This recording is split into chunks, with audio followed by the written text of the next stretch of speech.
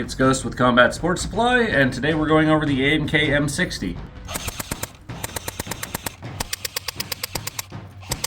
Now, A&K is currently the only one that makes the M60. This is their entry-level model. It's actually a really good gun. There's a few little issues you might have to deal with. They're pretty easily resolved, but otherwise it's a very good gun and great for a collection or your Vietnam kit.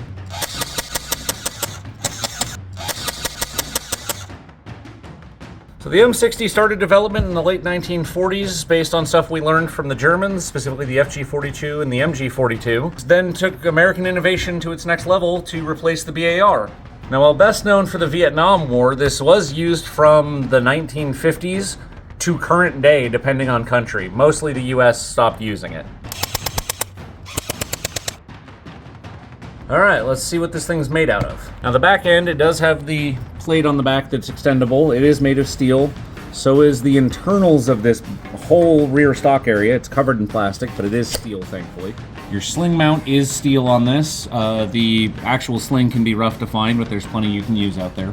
Next up, you got your receivers and cover. The cover is openable. It is a two-pronged cover like the real one. You've got your feed tray and the dust cover.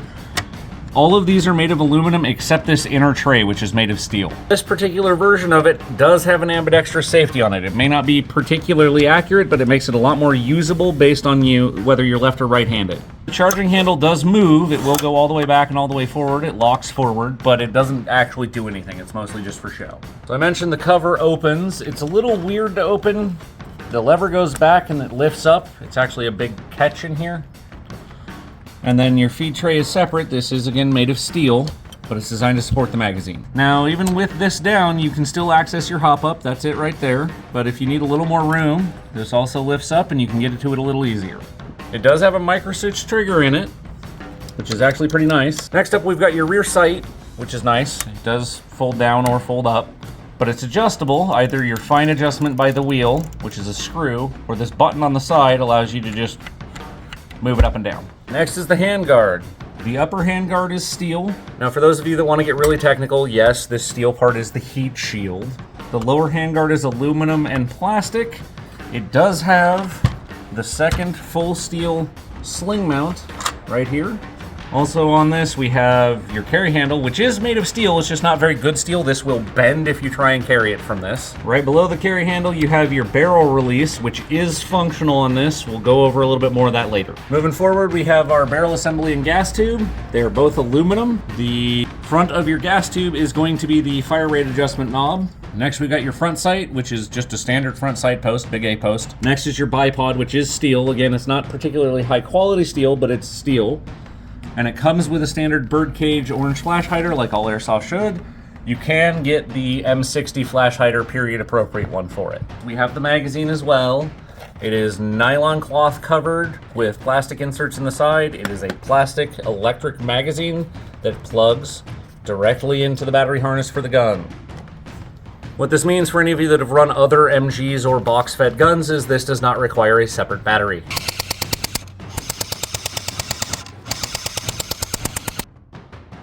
As far as the airsoft specs for this thing, this is somewhere between a 3,000 and 3,500 round magazine. I've seen it listed as both. It might be the old version versus the new version. I'm not sure. As far as how the gun will shoot and perform, it has a variable rate of fire. Again, we went over that earlier. It's this little twisty knob on the front here.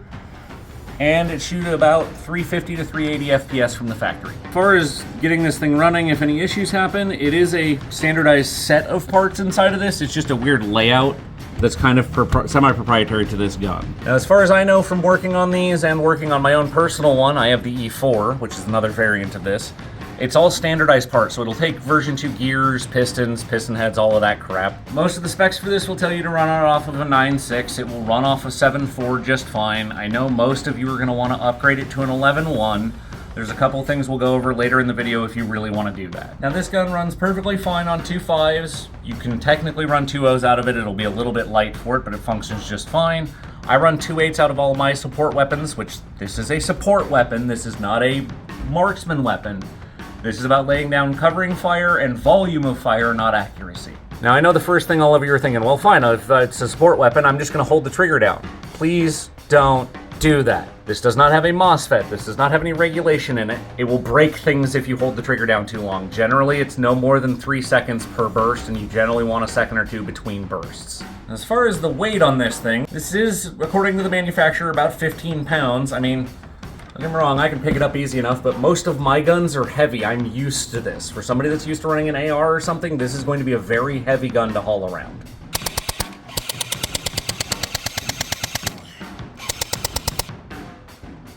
What are some of the issues with this? I mentioned them earlier in the video a couple of times. It's a great replica, but it does have some issues. As with any support weapon here, this is going to rattle itself a lot. You're going to have to check all of the screws and fasteners and everything on this once in a while to make sure they're still tight. Now these are a bugger to get out of their cases. I know guys that have cut holes right about here in them. There's a switch that turns this on and off. This is where a lot of people have issues. They'll turn it on to continuous mode instead of onto auto mode. Auto mode is when you pull the trigger, it feeds. Continuous just feeds until it's full and tries to stop. What I've seen end up happening a lot of the time is it will feed until it breaks the internal motor and gears in this thing. If you're one of those people that ends up doing that on accident, they do sell replacement parts. It's not that hard to fix. This is one of the other common complaints I've heard about this gun. I never had this issue with mine, but the feed tube can cause you a ton of issues. There's a few ways to fix it. Where it comes out of here doesn't necessarily line up perfectly with the magazine.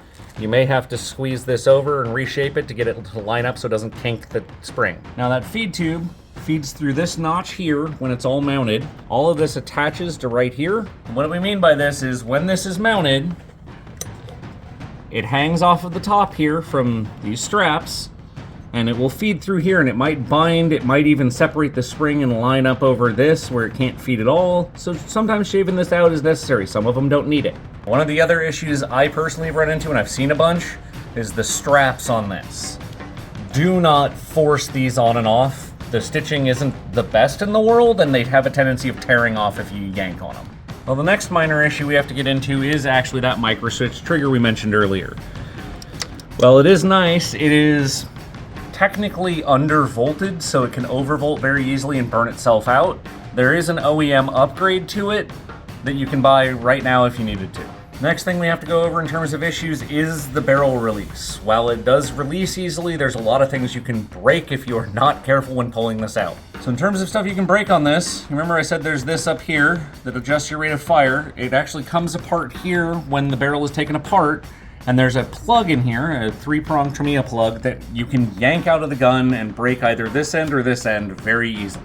Now there is a bypass plug you can get that will disconnect the rate of fire adjuster, but it just leaves it at your maximum rate of fire. The last thing to go over with the barrel assembly is putting it back. It is a gigantic pain in the butt most of the time to get this seat properly for this to relatch. The last thing we have to go over in terms of issues would be this bipod. While it is steel, it is very cheap steel, it is poorly pinned together, and it will come loose and get all wiggly and fall apart pretty easily. Now, if you do have an issue where this comes apart, it'll generally be at the pins, and they do make an OEM replacement for this. Now, as far as final thoughts on this thing are concerned, yeah, I mean, it has its issues. They're all resolvable. I mean, if you're gonna work on any gun, they're gonna have issues. You're gonna have to figure them out. It's easy enough to solve. It's honestly a great platform. It's one of the few full-sized ones I don't own. I own the sub version of it, and I love it. But it's a great gun to own, and I mean, it goes for just about any kit you could put together, from Vietnam all the way to Desert Storm for the US, and then onwards to present day with other countries. Don't be a fool!